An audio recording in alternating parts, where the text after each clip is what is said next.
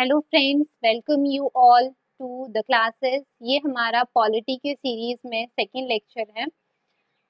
हमने first lecture में preamble से रिलेटेड प्रीवियस ईयर्स क्वेश्चंस किए थे। इस लेक्चर में हम प्रीएम्बल को कवर करेंगे। तो शुरू करते हैं। ये प्रीएम्बल की स्टेटमेंट है। इससे पहले कुछ फैक्ट्स देख लेते हैं कि on 15th August 1947 India became independent. Before this date, India was dependency of British Empire, and between this date till 26 January 1950, India's political status is of dominion. And on January 26, 1950, India became fully sovereign and republic country. यानी कि 26 January 1950 को भारत जो है वो पूरी तरीके से संप्रभुत्व एक गणतंत्र बन गया था। एक आर्टिकल की भी बात कर लेते हैं। आर्टिकल 395। आर्टिकल 395 जो है वो बी आर अम्बेडकर जी ने इंक्लूड किया। उसमें उन्होंने कहा कि the Indian independence act 1947 and government of India act 1935 repealed, कि जो इंडियन इंडिपेंडेंस एक्ट 1947 है और गवर्नमेंट ऑफ इंडिया एक्ट 1935 है वो खत्म होता है, जिसके थ्रू अभी तक इंडिया को गवर्न किया जा रहा था। यानी कि जैसे ही 26 जनवरी 1950 को पूरी तरीके से कॉन्स्टिट्यूशन लागू हुआ, उसी दिन ये इस एक्ट के थ्रू इंडियन इंडिपेंडेंस एक्ट 1947 यानी कि आर्टिकल 395 के through Indian independence act 1947 and government of India act 1935 repeal हो गए, खत्म हो गए। अब जो इंडिया है वो कॉन्स्टिट्यूशन के अकॉर्डिंग और अपने बनाए हुए लॉज के अकॉर्डिंग गवर्न होगा। यानी कि अब जो भारत है वो पूरी तरीके से एक संप्रभुत्व गणराज्य बन गया है। नाउ अब प्रीएम्बल की स्टार्टिंग करते हैं। प्रीएम्बल जो है वो बहुत ही ब्यूटीफुली वर्ड्स के साथ स्टार्ट होती है, we the people of India. और जो इसके एंडिंग वर्ड्स हैं वो क्या है, give to ourselves this constitution. तो अब आप देखिए, स्टार्टिंग है we the people of India और एंडिंग है गिव आवरसेल्व्स दिस कॉन्स्टिट्यूशन। यानी कि कॉन्स्टिट्यूशन कौन किसको दे रहा है, तो हम भारत के लोग खुद को इस कॉन्स्टिट्यूशन को दे रहे हैं। यानी कि अथॉरिटी ऑफ द कॉन्स्टिट्यूशन किसके पास है, पीपल ऑफ इंडिया के पास है ना। आगे बढ़ते हैं। Solemnly resolved to constitute India into a constitute India. हम इंडिया को कैसा बना रहे हैं, सोवरेन संप्रभुत्व, सोशलिस्ट सामाजिक, सेक्युलर धर्मनिरपेक्ष, डेमोक्रेटिक लोकतंत्र, रिपब्लिक गणराज्य। तो ये जो 5 वर्ड्स हैं ये नेचर ऑफ स्टेट को रिप्रेजेंट करते हैं। Sovereign, socialist, secular, democratic, republic, ये जो 5 हैं ये नेचर ऑफ इंडिया को रिप्रेजेंट करते हैं। अब हम एक एक को देख लेते हैं। सोवरेन संप्रभुत्व, इसका क्या मतलब है कि India is free to conduct its own affairs, चाहे वो इंटरनल हो या फिर एक्सटर्नल हो। जैसे अभी इंडिया और नेपाल के बीच में टेरिटोरियल डिस्प्यूट है काला पानी को लेकर, तो इंडिया का ये एक्सटर्नल मैटर है और इंडिया जो है वो फुली सोवरेन कंट्री है, इसीलिए वो उस मैटर में किसी भी थर्ड पार्टी को इंडल्ज नहीं कर रही, वो इसको खुद ही रिजॉल्व कर सकती है। Next is socialist. सोशलिस्ट जो है वो क्या कहता है, इक्वालिटी अमंग ऑल, कि जो सभी लोग हैं वो सब बराबर हैं। नेक्स्ट इज सेक्युलर, धर्मनिरपेक्ष, कि हमारा जो इंडियन स्टेट है वो किसी भी धर्म के पक्ष में नहीं है। जो इंडियन कॉन्स्टिट्यूशन है वो सेक्युलरिज्म के पॉजिटिव कॉन्सेप्ट को एनफोर्स करता है कि हमारे कॉन्स्टिट्यूशन के अकॉर्डिंग जितने भी धर्म हैं, चाहे वो हिंदू हो, सिख हो, मुसलमान हो, ईसाई हो, पारसी हो, सभी के सभी हमारे इंडियन कॉन्स्टिट्यूशन की नज़र में बराबर हैं। ये जो सोशलिस्ट और सेक्युलर वर्ड हैं ये ओरिजिनली प्रीएम्बल में नहीं थे। ओरिजिनली प्रेम्बल में सोवरेन डेमोक्रेटिक रिपब्लिक थे, इन्हें बाद में 42nd constitutional amendment act add किया गया। तब जो नेचर ऑफ स्टेट है वो 3SDR बन गया, sovereign socialist secular democratic Republic. अब बात करते हैं डेमोक्रेटिक की। तो डेमोक्रेसी जो है वो दो टाइप की होती है, direct democracy, indirect democracy. Direct democracy में जो लोग होते हैं वो खुद रिस्पॉन्सिबल होते हैं for making and repealing of laws, यानी कि वो खुद पार्टिसिपेट करते हैं लॉज बनाने में और उन्हें वापस लेने में। लेकिन जो इंडिया है वहां पर इनडायरेक्ट डेमोक्रेसी है, यहाँ पर लोग खुद लॉज नहीं बनाते, वो क्या करते हैं, वो अपने रिप्रेजेंटेटिव्स चुनते हैं और उनके रिप्रेजेंटेटिव्स लॉज बनाते हैं जिसके थ्रू कंट्री जो है वो गवर्न होती है। यानी कि इंडियन कॉन्स्टिट्यूशन जो है वो रिप्रेजेंटेटिव पार्लियामेंट्री डेमोक्रेसी को शो करता है। वर्ड्स हैं रिप्रेजेंटेटिव, पार्लियामेंट्री, डेमोक्रेसी। लोग अपने रिप्रेजेंटेटिव्स चुनते हैं, रिप्रेजेंटेटिव्स लॉज बनाते हैं, पार्लियामेंट में जाते हैं, पार्लियामेंट में लॉज बनते हैं और उन लॉज के थ्रू कंट्री गवर्न होती है।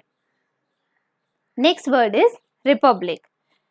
इंडियन कॉन्स्टिट्यूशन जो है वो एक ऐसे रिपब्लिक कंट्री की बात करता है जहां पर हेड ऑफ स्टेट जो है वो इनडायरेक्टली लोगों के थ्रू इलेक्ट किया गया है।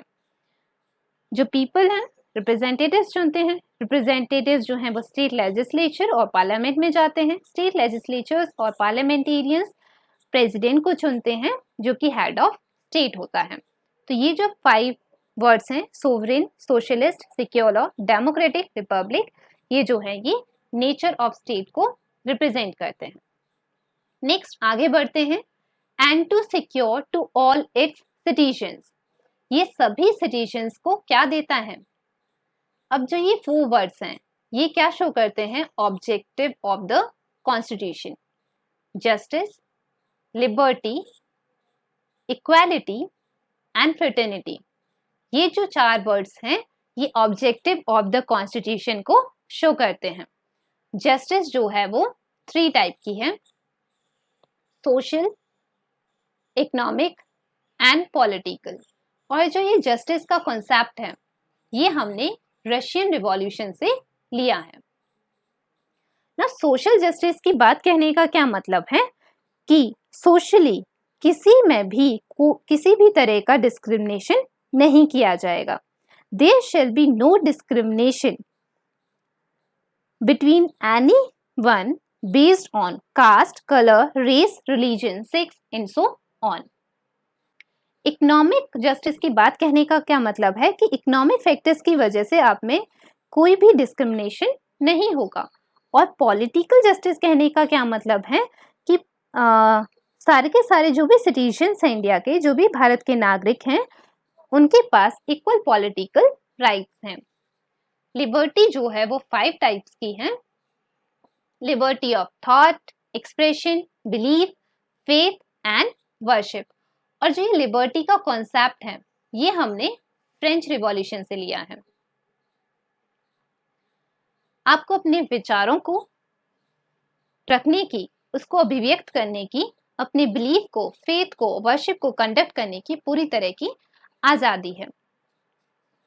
लिबर्टी का कॉन्सेप्ट जो है ये हमें फंडामेंटल राइट्स में भी देखने को मिलता है अंडर आर्टिकल 19 जो कि फ्रीडम ऑफ स्पीच की बात करता है। आपको पता है फंडामेंटल राइट्स जो हैं वो कॉन्स्टिट्यूशन के पार्ट 3 में है, from article 12 to 35। Equality 2 type की है, equality of status and of opportunity.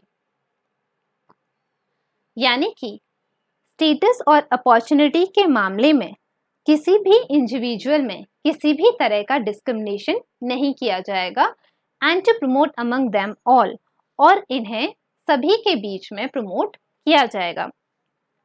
जो ये इक्वालिटी है ये तीनों कॉन्सेप्ट्स को लेके चलती है, civic, political and economic.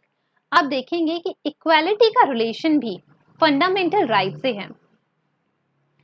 Fundamental right का आर्टिकल 14 जो है वो इक्वालिटी बिफोर लॉ की बात करता है, और आर्टिकल 15 बात करता है कि रिलीजन, रेस, कास्ट, सेक्स और प्लेस ऑफ बर्थ के बेसिस पर डिस्क्रिमिनेशन नहीं किया जाएगा। Prohibition on discrimination on ground of religion, race, caste, sex और प्लेस ऑफ बर्थ। आर्टिकल 16 कहता है equality of opportunity in matters of public employment, कि पब्लिक एम्प्लॉयमेंट के मैटर्स में सभी लोग बराबर होंगे। आर्टिकल 17 बात करता है अबॉलिशन ऑफ अनटचेबिलिटी की, कि जो छुआछूत जैसी चीजें हैं उनको हटाया जाएगा, वो गैर कानूनी है। Next is fraternity. फ्रेटर्निटी होता है अ सेंस ऑफ ब्रदरहुड, बंधुत्व।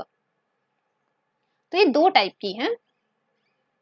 Fraternity assuring the dignity of the individual and the unity and the integrity of the nation। Fraternity जो है वो क्या दे रही है, क्या श्योर कर रही है, इंडिविजुअल की dignity and unity and integrity of the nation.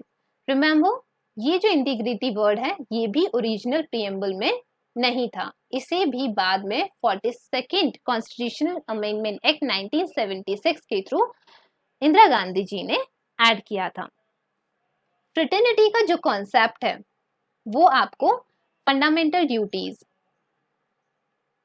जो कि कॉन्स्टिट्यूशन के पार्ट 4A के अंदर आती हैं, फ्रॉम आर्टिकल इन आर्टिकल 51 का A, वहां पर आपको इससे रिलेटेड एक क्लॉज देखने को मिलता है, क्लॉज E। वो क्या कहता है कि it shall be the duty of every citizen of India to promote harmony and spirit of common brotherhood among all. यानी कि ये जो भारत के नागरिक हैं, ये उनकी जिम्मेदारी बनती है कि वो कॉमन ब्रदरहुड की स्पिरिट को और उसकी हार्मनी को क्या करें, प्रमोट करें, भाईचारे को प्रमोट करें। और ये जो जस्टिस है ये आपको directive principle of state policy, in short DPSP, directive principle of state policy, जो कि आपके कॉन्स्टिट्यूशन के पार्ट 4 में है, उसके आर्टिकल 38 में सेम कॉन्सेप्ट देखने को मिलता है। Directive principle of state policy article 38 क्या कहता है कि state shell promote welfare of people by providing social, economic and political justice. कि जो स्टेट है वो क्या करेगा, लोगों के वेलफेयर को प्रमोट करेगा, उन्हें सोशल, इकोनॉमिक और पॉलिटिकल जस्टिस प्रोवाइड करके। तो आप देखेंगे कि जो प्रीएम्बल है उसका रिलेशन कॉन्स्टिट्यूशन के अदर पार्ट्स में कहाँ है। तो ये जो ऑब्जेक्टिव है ये 4 टाइप्स के हैं, justice, liberty, equality and fraternity. यहाँ पर जी डेमोक्रेसी की हमने बात की थी, लोकतंत्र यानी कि लोगों के द्वारा चलाया जाने वाला तंत्र। यहाँ पर जो इंडियन डेमोक्रेसी है वहां पर सोर्स ऑफ पावर, अगर क्वेश्चन आता है कि इंडियन डेमोक्रेसी में सोर्स ऑफ पावर किसके पास है, स्टेट के पास है, पीपल के पास है, या इन रेस्ट्रिक्टेड फॉर्म स्टेट के पास है, तो जो सोर्स ऑफ पावर है वो अल्टरनेटिवली पीपल के पास है। इंडियन डेमोक्रेसी में क्या है कि जो एग्जीक्यूटिव है वो लेजिस्लेचर के थ्रू अकाउंटेबल है, यानी कि इन शॉर्ट जो एग्जीक्यूटिव है वो, यानी कि जो गवर्नमेंट है वो पीपल के प्रति उत्तरदायी है, यानी कि government is accountable to the people. ये जो मेन कॉन्सेप्ट्स थे प्रीएम्बल के वो हमने भी देखे हैं। अब जो लास्ट लाइनें हैं प्रीएम्बल की उन्हें देखते हैं। In our constituent assembly this, date है ये 26 day of November 1949, do hereby adopt, enact and give to ourselves this constitution। यानी कि इस डेट को 26 डे ऑफ नवंबर को हम खुद को, हम भारत के लोग 26 डे ऑफ नवंबर 1949 को अपने आप को ये कॉन्स्टिट्यूशन देते हैं और इसे अडॉप्ट करते हैं। यानी कि 26 डे ऑफ नवंबर जो है it is the date of adoption of the constitution. और 26 जनवरी 1950 क्या है, ये वो डेट है जिस दिन कॉन्स्टिट्यूशन पूरी तरीके से लागू हुआ था। तो there is a difference between 26 November 1949 and 26 January 1950। तो इसमें कंफ्यूज नहीं होना है। ये हम देख चुके हैं कि जो कॉन्स्टिट्यूशन है वो अपनी अथॉरिटी किससे लेता है, it takes authority from the people of India.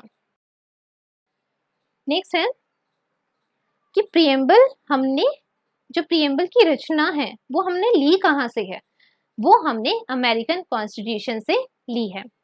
Actually में अमेरिकन कॉन्स्टिट्यूशन ही पहला कॉन्स्टिट्यूशन था जिसने प्रियम्बल के कॉन्सेप्ट को इंट्रोड्यूस किया, और वहाँ का जो कॉन्स्टिट्यूशन है वो भी वी द पीपल से स्टार्ट होता है। नेक्स्ट है जो प्रियम्बल है वो एक्चुअली में क्या है, ये जो है ये कॉन्स्टिट्यूशन की समरी जो है उसको रिप्रेजेंट करती है। और एन.एफ. पालकीवाला ने इसे identity card of the constitution कहा है। अब क्वेश्चन आता है कि who said that preamble is the identity card of the constitution, तो answer will be N A. Palkhivala. Now here एक क्वेश्चन अराइज होता है सोल ऑफ द कॉन्स्टिट्यूशन। यहाँ पर दो चीजें अलग अलग हैं। सोल ऑफ द कॉन्स्टिट्यूशन जो है वो प्रियम्बल है, लेकिन soul of the constitution by doctor B R. Ambedkar आता है तो वो आर्टिकल 32 है जो कि रिट्स के प्रोविजन से रिलेटेड है, और ये आर्टिकल 32 फंडामेंटल राइट्स में आता है। इसके बारे में हम फंडामेंटल राइट्स जब करेंगे तब अच्छे से एक्सप्लेन करेंगे। नाउ प्रियम्बल जो है वो किस पर बेस्ड है, यानी कि जो प्रियम्बल का कॉन्सेप्ट है, जो उसके प्रोविजंस हैं वो हमने कहाँ से लिए, तो जो प्रियम्बल है ये पंडित जवाहरलाल नेहरू ने ऑब्जेक्टिव रिजोल्यूशन ड्राफ्ट किया था उस पर बेस्ड है।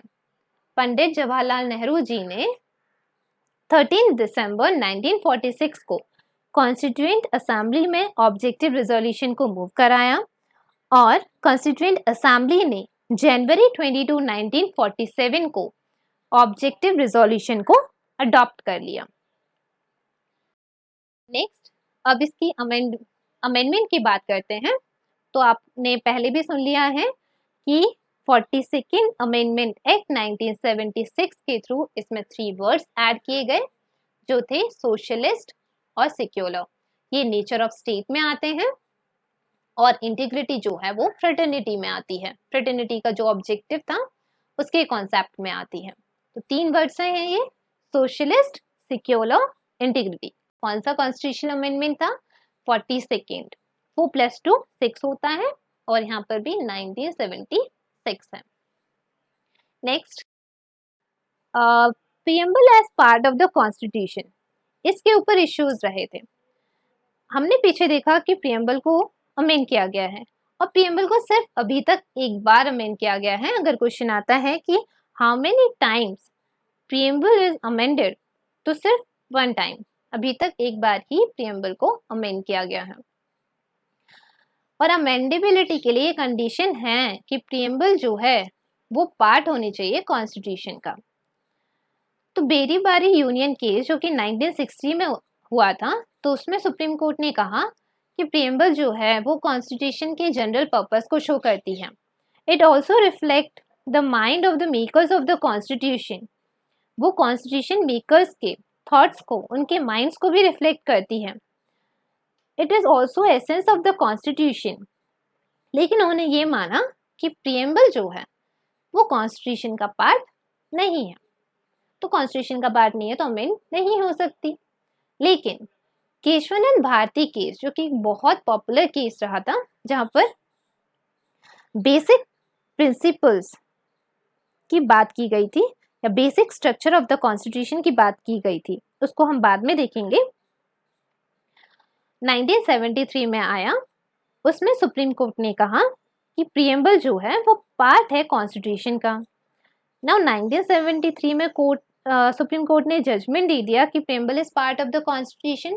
तो 1976 में इंदिरा गांधी जी ने आफ्टर इमरजेंसी, उन्होंने 1975 में इमरजेंसी लगा दी थी, तो आफ्टर इमरजेंसी 1976 में 42nd कॉन्स्टिट्यूशनल अमेंडमेंट एक्ट करके उसको अमेंड कर दिया और उसमें 3 वर्ड्स जोड़ दिए, सोशलिस्ट, सेक्युलर एंड इंटीग्रिटी। फिर केस आया LIC ऑफ इंडिया केस 1995 में, उसमें भी सुप्रीम कोर्ट ने माना कि जो प्रीएम्बल है वो कॉन्स्टिट्यूशन का पार्ट है। ना अमेंडेबिलिटी, आपने अभी देख लिया कि कॉन्स्टिट्यूशन जो है वो अमेंड हो चुका है और अमेंडेबिलिटी के लिए क्या कंडीशन है कि it must be the part of the constitution. तो अगर ये कॉन्स्टिट्यूशन का पार्ट है तो इसे आर्टिकल 368 के अंदर अमेंड किया जाता है। अभी आर्टिकल 368 क्या है? आर्टिकल 368 जो है वो कॉन्स्टिट्यूशनल अमेंडमेंट्स के बारे में बताता है कि कॉन्स्टिट्यूशनल अमेंडमेंट्स कैसे होंगे।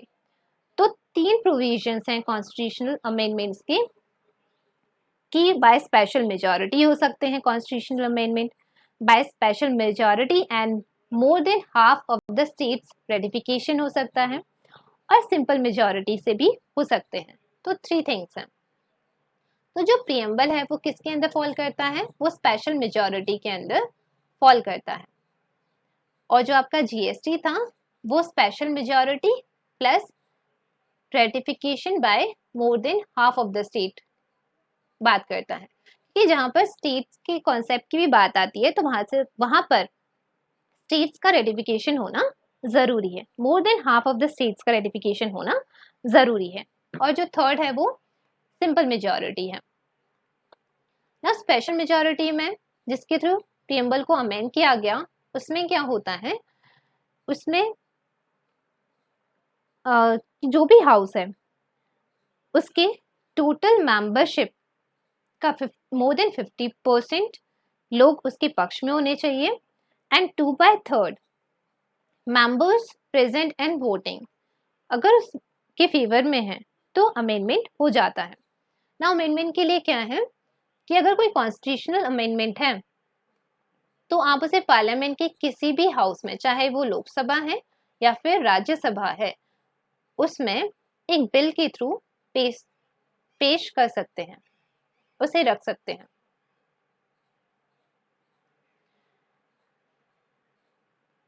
अब बात आती है कि कौन कॉन्स्टिट्यूशनल अमेंडमेंट के बिल को पेश कर सकता है या रख सकता है। तो कोई भी मिनिस्टर हो या प्राइवेट मेंबर हो वो किसी भी पार्लियामेंट के किसी भी हाउस में बिल के थ्रू उसे रख सकता है। अब ना प्राइवेट मेंबर क्या होता है? कोई भी मेंबर ऑफ पार्लियामेंट जो कि मिनिस्टर नहीं है उसे हम प्राइवेट मेंबर कह देते हैं, चाहे वो रूलिंग पार्टी का हो या फिर अपोजिशन पार्टी का हो। एक बार क्वेश्चन आ चुका है प्राइवेट मेंबर से रिलेटेड ना। वो पैसेज कैसे होगा?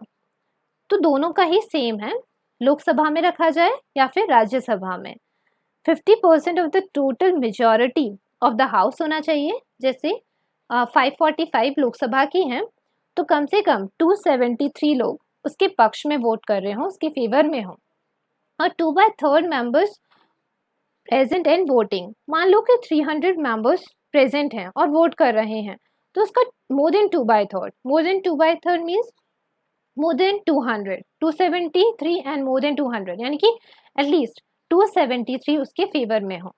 सेम कॉन्सेप्ट राज्यसभा को जाता है। जब दोनों से ही बिल पास हो जाता है तो प्रेसिडेंट के पास असेंट के लिए जाता है और अगर प्रेसिडेंट उसे मंजूरी दे देते हैं तो वही बिल आपका एक्ट बन जाता है। तो ये प्रोविजन था amendment in the constitution by special majority. इसको हम अच्छे से जब कॉन्स्टिट्यूशनल अमेंडमेंट की बात करेंगे अंडर आर्टिकल 368 तो वहां पर अच्छे से समझेंगे। अगर आपको प्रीएम्बल से रिलेटेड कोई भी क्वेरी है तो आप उसे कमेंट बॉक्स में लिख सकते हैं, या फीडबैक देना हो या फिर कोई भी सजेशन देना हो तो आप उसे कमेंट बॉक्स में लिख सकते हैं, आपको रिप्लाई मिल जाएगा। अगर आपको वीडियो यूजफुल लगती है तो आप इसे शेयर करें ताकि एक चेन ऑफ सर्कुलेशन बन जाए जिससे ये उन लोगों तक पहुंच पाए जिनके लिए हेल्पफुल है।